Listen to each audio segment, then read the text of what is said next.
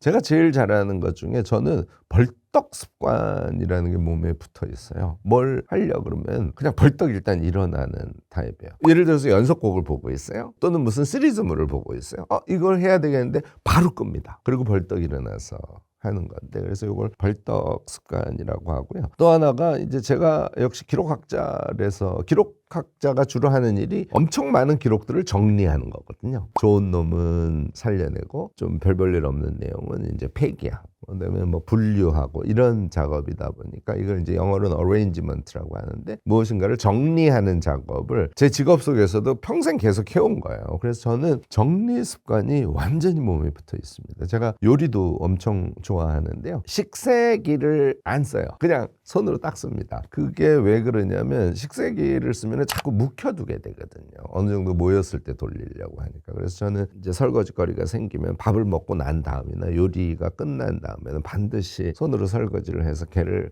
개수대에 쭉 올려놓거든요. 그러면 다음에 요리를 할 때 개수대에 그릇과 뭐 수저 이런 게 있을 거 아니에요. 보통은 그냥 하십니다. 저는 얘를 원위치에 다 올려놓은 상태에서 주방 위가 완전히 깨끗하게 정리된 상태를 만들어 놓고 그 다음에 행위를 해요. 이게 이제 선정리, 미리 정리를 하는 것이죠. 습관인데, 당연히 책상도 평상 위에 정리가 잘 되어 있지요. 그렇지만 내가 지금부터 글을 써야지 하고 노트북을 켰어요. 그러면 그 주변을 현재보다도 더 정리된 상태를 한번 정리를 하고 스타트를 해요. 마지막 하나는 뭐 당연한 거죠. 기록학자니까 기록 습관이 완전히 몸에 붙어 있습니다. 오늘 예를 들어서 여기 와서 이제 우리가 대화를 하지 않습니까? 그러면 제가 그냥 올 것 같죠? 아닙니다. 여기에 와서 내가 대담을 하는 목적과 목표가 뭐지? 특히 이제 목적을 써보고요. 그 다음에 아까 얘기한 핵심 성공 요인이 뭘까? 여기 와서 어디에다 방점을 두고 이야기를 할까? 이런 것들을 메모를 해보고요. 여기에서 얻어갈 나의 아웃풋은 뭐지? 하는 것도 꼭 메모를 해보고 와서 행위를 합니다. 당연히 책을 읽고 난 다음에도 책의 내용을 메모 기록을 하고요. 모든 것을 계획 세울 때 또는 지식이 내 몸에 들어왔으면 그 지식의 내용 등등을 미리 구상하는 것도 기록. 하고 난 다음에 내 몸에 붙은 어떤 새로운 가치물들도 기록으로 남기는 작업을 저는 계속해요. 이 세 가지 습관을 저는 갖고 있는데, 여러분들 이 세 가지 습관 꼭 몸에 붙이시기 바랍니다. 이렇게 하시면요, 자기개발하지 말라 그래도 자기개발 돼요. 자, 다시 제일 처음에 벌떡 습관, 이게 우선 출발이에요. 몸이 가벼워지는 것이죠. 그다음에 두 번째가 정리 습관, 선정리 후 실행 습관이죠. 세 번째가 기록 습관. 이 세 가지만 우리 붙이면 불안하신 분들도 조금 더 체계적으로 자기를 한 켜 한 켜 쌓아가는 그런 자기 성장을 실천하실 수 있게 되지 않을까 싶습니다. 저는 일단 자기계발하지 말라 하는 메시지부터 던지겠습니다. 저도 자기계발서를 씁니다만 한번 생각해 보십시오. 이걸 제가 자기계발의 함정이라고 하는데, 자기계발서 쓰면 그렇게 해야 되는 근거를 일부 제시하긴 하죠. 다 뭐예요? 뭐 하라잖아요. 습관에 붙여라, 루틴을 해라, 숙면을 취해라 등등. 이게 이제 자기계발서의 메시지들인데, 이 메시지들은 우리에게 어떻게 작용할까요?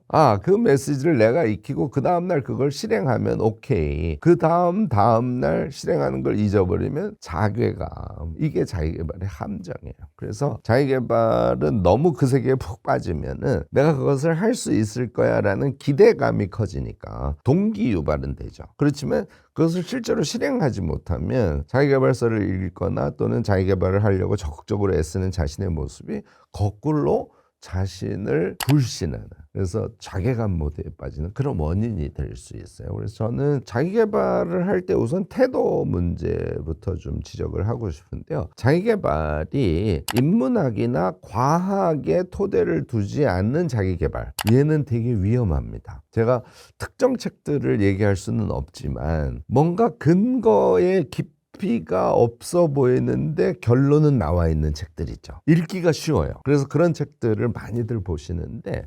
이거는 되게 위험합니다. 그러니까 우리가 자기계발이라는 게 정확하게는 자기를 성장시켜가는 거지 않습니까? 성장이라는 건 그렇게 간단히 이루어지는 건 아니에요. 굉장히 종합적인 메커니즘에서 움직이는 것이라서 그것을 조금 깊이 있게 분석한 그런 이론적 배경이 탄탄한 자기계발서, 그것만 유용하다는 것도 좀 강조를 하고 싶고요. 그런데 또 어떤 자기계발서는 이론은 엄청 탄탄해. 그런데 구체적으로 실행하기가 쉽지 않은 그런 어떤 추상성이 높다든지 아니면은 목표 자체가 너무 높게 설정이 되어 있어서 우리가 실제로 실행하기 어려운 또 이런 케이스들이 있어요. 둘 다 꽝이라는 거죠. 그래서 항상 이론적 토대를 베이직에 두고 그다음에 우리가 자신을 성장시켜가기 위해서 실행해야 할 것, 그리고 실행의 구체적인 방법들, 이런 것들을 제시한 책들을 좀 눈여겨서 보시고요.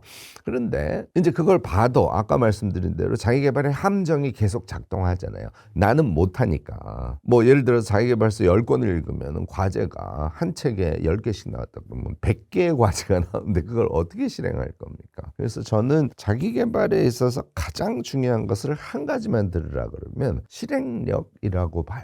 실행력을 갖춘 자기계발론, 스스로의 자기계발, 그것만 우리 인생에 도움이 되거든요. 심지어는 요새는 마인드를 바꾸면 모든 것은 주어진다. 이런 자기계발서도 있어요. 이게 시크릿이라고 해서 미국 사회에서도 문제가 된 그런 자기계발 영역의 한 파트죠. 저도 전혀 믿지 않거든요. 시크릿은 우리의 마인드 리셋은 해주지만 그것이 실행으로 몸으로 움직이는 실천으로 연결되지 않을 때는 우리에게 결과를 당연히 줄 수 없죠. 여러분들도 뭐 이성적으로 생각해보면 금방 판단이 될 텐데, 그래서 실행력이 제일 중요한데, 실행력을 키우기 위해서는 제가 전공하는 메모하고 기록하고 그걸 플래닝으로 만들어내고, 또 플래닝을 해서 작은 어떤 과제들이 나면 그 과제를 또 제가 항상 CSF, Critical Success Factor라고 하죠. 핵심 성공 요인. 그 행위를 할 때 어디에 방점을 두면 성공할 것인지 이런 거 자꾸 적어보고, 이래서 실행력과 자기계발이 맞닿아 있는 그런 것을 꼭 선택하시길 바라요. 그게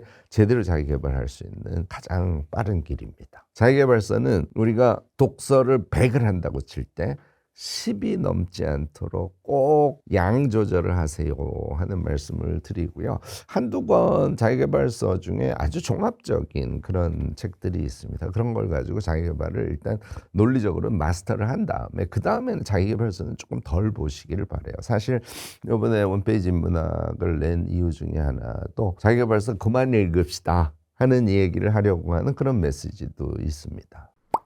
뭐 마음이 약해서 불안하거나 그런 거면 차라리 고치기가 쉬운데 마음을 강하게 하면 되니까. 그런데 저는 대부분이 그 출발은 사회적 요인에 있다고 봐요. 또 좋게 얘기하면 마음이 불안하신 시청자 여러분들, 여러분들의 책임이 아닙니다. 뭐 이런 얘기부터 하고 싶은 것이기도 하고. 그런데 원인을 정확하게 알아야 우리가 문제 해결을 할 수 있지 않습니까? 이런 거는 약간씩 공부를 하면 도움이 됩니다. 제가 제일 권하는 거는 한병철의 피로사회인데요. 한 교수가 굉장히 정확하게 지적을 하고 있습니다. 그러니까 예전에는 이게 이제 푸코의 철학에서는 근대 사회가 감시와 처벌의 세계라 그러거든요. 그러니까 꼭 처벌이 아니라도 회사에서 일을 열심히 하면은 승진을 할 거야. 말하자면 일종의 구조적인 감시 체계가 작동을 하는 것이 우리를 불안하게 한다고 생각을 했거든요. 그러다가 현대 사회가 되면 한병철 씨가 지적을 하는 것은 그것이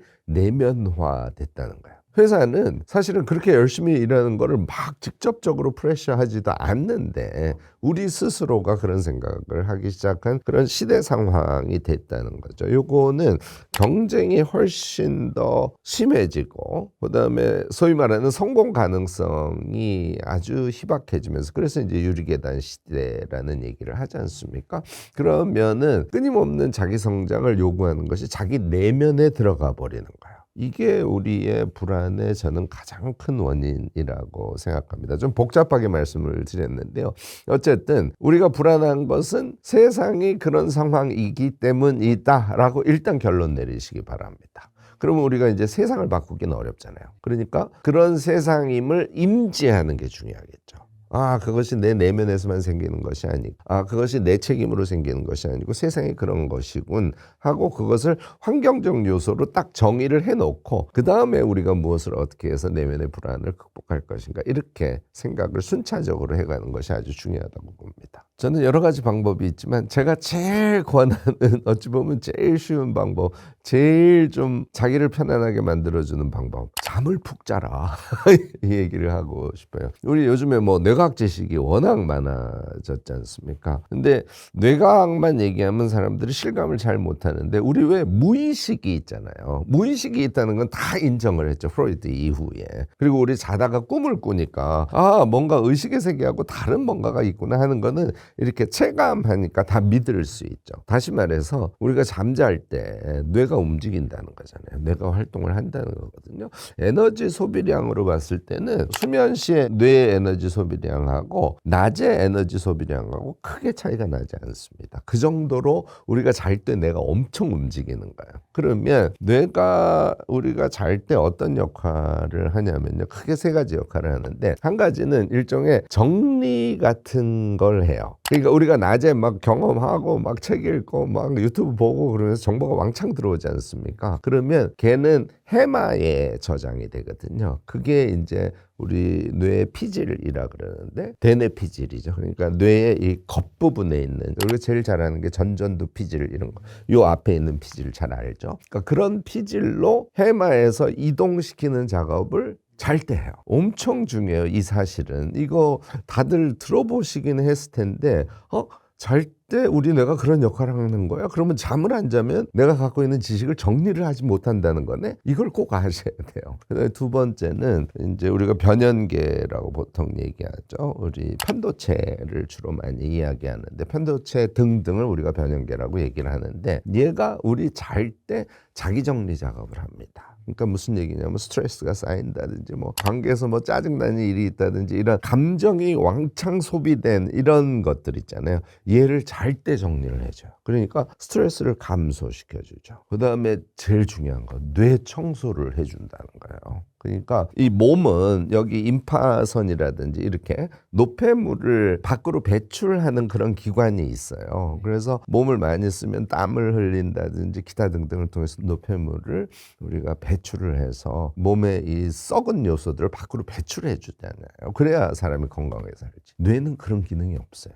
뇌는 임파선 같은 게 있어서 뇌 안에 썩은 요소들을 밖으로 배출하는 능력이 없거든요. 그런데 잘 때 이렇게 보시면 돼요. 세포와 세포 사이가 살짝 넓어지면서 그 사이에 일종의 뇌척수 같은 액체가 흘러다니면서 이렇게 뇌를 청소를 해줍니다. 잠이 얼마나 중요한지 아시겠죠? 이래서 매일매일 숙면을 푹 취하는 사람은 자신의 불안감이라든지 이런 것들을 조금 근본에서부터 해결할 수 있는 그런 힘을 갖는 거예요. 그런데 잠을 푹 잘 수가 있나? 불안한데. 한 시간이라도 일찍 일어나가지고 뭐 열심히 하고 잠을 줄여야지. 낮에 시간을 아무리 확보하려고 해도 확보가 안 되는데. 그러니까 제 얘기가 말하자면 비현실적인 얘기로 들릴 수가 있죠. 그런데 그렇지 않아요. 제가 이 부분을 오늘 얘기해서 사실 제일 강조하고 싶은데 뇌를 건강하게 활성화시켰을 때 비로소 전략적인 사람이 될 수 있는 거예요. 똑같은 시간을 투여해서 무엇인가를 하더라도 전략적으로 자기를 활성화시킨 상태에서 그것을 대응하는 사람은 최대한의 효과성 있는 그런 행위를 할 수 있죠. 그런데 뇌가 지금 막 거의 썩어가. 뇌가 엄청 필요해. 그래서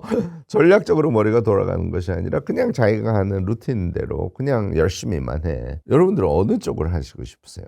전략적으로 짧은 시간에도 큰 성과를 내는 그런 대응을 하고 싶지 않습니까? 그러려면 잠을 푹 주무셔야 돼요. 잠을 푹 주무시고 전략적으로 움직이는 걸 자꾸 반복해 보시고 내가 작은 시간에도 이런 엄청난 성과를 낼 수도 있구나 하는 걸 경험적으로 몸에 붙이면 자신감이 커지니까 상대적으로 불안감을 조금 조정할 수 있는 그런 능력을 서서히 몸에 붙여가는 거예요. 그러다가 이제 성공하면 불안감이 없는 엄청 자신 있는 그리고 전략적으로 움직이는 그런 인간형으로 우리를 만들어갈 수 있죠. 그럼에도 불구하고 세상은 다시 그를 불안하게 만들긴 해요. 그래서 이 세상의 힘과 우리의 자발적인 자기 주체적이고 전략적인 그런 삶의 지향들이 충돌하면서 결국은 우리가 승리할 때 우리는 상대적으로 덜 불안한 사람이 될 수 있는 거죠. 사실 쉽지는 않은 일입니다. 그렇지만 정확하게 지식을 갖추고 어느 방향에서 무엇을 어떻게 행해야 되는지는 아실 필요가 있다는 얘기를 오늘 강조하고 싶습니다.